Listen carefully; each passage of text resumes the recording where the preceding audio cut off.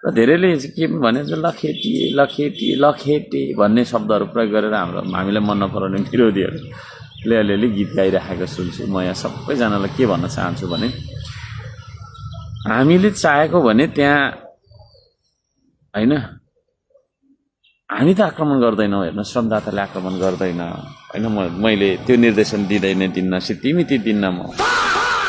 तर त्यस्तै अवस्था आयो भने हामी पनि हातमा तपाईँको छैन दही जमाएर बस्दैनौँ। र आत्मरक्षाको तपाईँको चाहिँ अवस्था यदि आएको र त्यहाँ हामी पुगेको र आत्मरक्षाको अवस्था आएको भए त्यहाँ राम्रो त हुँदैन थियो। र पवित्र मन्दिर जानकी मन्दिर होइन, नेपालमा मात्रै नभएर होइन, भारत र नेपालको जुन एउटा सम्बन्ध त्यतिखेरदेखि के भन्ने त्यो पौराणिक एउटा विश्वभरि नै एउटा चर्चित मन्दिरको अगाडि त्यस्तो केही घटना होइन घट्दाखेरि त्यो त राम्रो त हुँदैन। त्यसो भएको कारणले गर्दाखेरि अब त्यो हामीले बुद्धिमत्ताका साथ संयमता अपनाएको मात्रै हो। यसरी बुझिदिनको लागि म अनुरोध गर्न चाहन्छु होइन, त्यो चिज हो। र सबै श्रमदाताहरूलाई म संयमता अपनाउनु नै भन्छु।